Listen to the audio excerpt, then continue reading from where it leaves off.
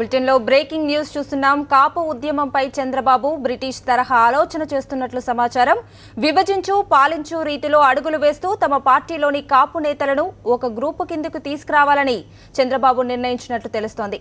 ఈ నేపథ్యంలో ఈ సాయంత్రం 4 గంటలకు కాపు నేతలతో సమావేశం నిర్వహించనున్నారు. దీనికి సంబంధించి పూర్తి సమాచారాన్ని మా కరెస్పాండెంట్ రాజా రమేష్ అడిగి తెలుసుకుందాం.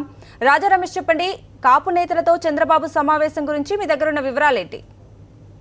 కవిత, మొత్తం కాపు రిజర్వేషన్లకు సంబంధించి మొత్తం కాపు వర్గాల్లో వ్యక్తమవుతున్న అసంతృప్తుల నేపథ్యం, అదేవిధంగా తునిలో హింసాత్మకంగా మారిన కాపు గర్జన, ఈ పరిణామాల నేపథ్యంలో ముద్రగడ పద్మనాభం మీద ఇప్పటికే కాపు సామాజిక వర్గానికి సంబంధించిన మంత్రులతోటి ఎదురుదాడి చేసిన ముఖ్యమంత్రి తాజాగా తన వ్యూహాన్ని కూడా మరింత ముందుకు తీసుకెళ్లే ప్రయత్నాల్లో ఉన్నారు.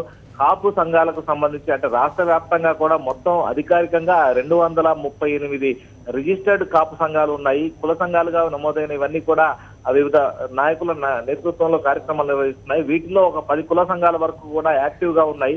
వీరందరినీ కూడా సమావేశం అవడానికి ముఖ్యమంత్రి క్యాంపు కార్యాలయానికి రావాల్సిందిగా ఇప్పటికే సమాచారం అందజేశారు.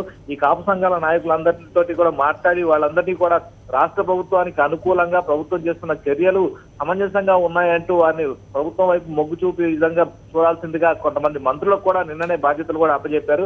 ఈ నేపథ్యంలోనే మరికొద్ది సేపట్లోనే అంటే సాయంత్రం 4 గంటల సమయానికల్లా కాపు నేతలందరూ క్యాంపు కార్యాలయానికి రావాల్సిందిగా ఆదేశాలు కూడా ఇచ్చిన నేపథ్యంలో వారందరూ కూడా వచ్చే అవకాశాలు కనిపిస్తున్నాయి. వీరందరితోటి కూడా ముఖ్యమంత్రి సమావేశమై ఒక రకమైన బ్రెయిన్ వాష్ అంటే ముద్రగడ పద్మనాభం చేస్తున్న కార్యక్రమాలు మొదటి నుంచి కూడా ఏకపక్షంగా వెళ్తున్నాయి. ఇవన్నీ కూడా కాపుల సంక్షేమానికి అనుకూలంగా వెళ్తున్నవి కావు. దీన్ని హింసాత్మకం చేసే ఉద్దేశంతో దీన్ని ముందుకు తీసుకెళ్తున్నారంటూ ముద్రగడ పద్మనాభాన్ని పూర్తి స్థాయిలో కాపు ఉద్యమం నుంచి వేరు చేసే క్రమం, దాంతో పాటు కాపు సంఘాల నాయకులు ఎవరు కూడా ముద్రగడ చేస్తున్న ఉద్యమానికి పూర్తి స్థాయి మద్దతు పలకకుండా ప్రభుత్వం వైపు మొగ్గే విధంగా వాళ్ళందరినీ కూడా సమాలోచన పరిచి వారందరినీ కూడా ప్రభుత్వ విధానాల వైపు నడిపించాలనే వ్యూహంతో మొత్తంగా ఈ సమావేశంలో ఎజెండాగా నిర్ణయించడం కూడా జరిగింది. ఇందుకు గాను ఇప్పటికే కాపు సంఘాలు, కాపు సామాజిక వర్గానికి సంబంధించిన మంత్రులు, ఎమ్మెల్యేలు, ప్రజాప్రతినిధులు అందరినీ కూడా ఆయా జిల్లాల్లో ఈ సామాజిక వర్గంలో ప్రభావం చూపగలిగేవారు, కాపు ఉద్యమంలో కీలకంగా పాత్ర పోషిస్తూ ఈ ఉద్యమంలో వారు తమ ప్రభావాన్ని ఏ మేరకు చూపించగలరనే వ్యక్తులందరినీ కూడా ఐడెంటిఫై చేయాల్సిందిగా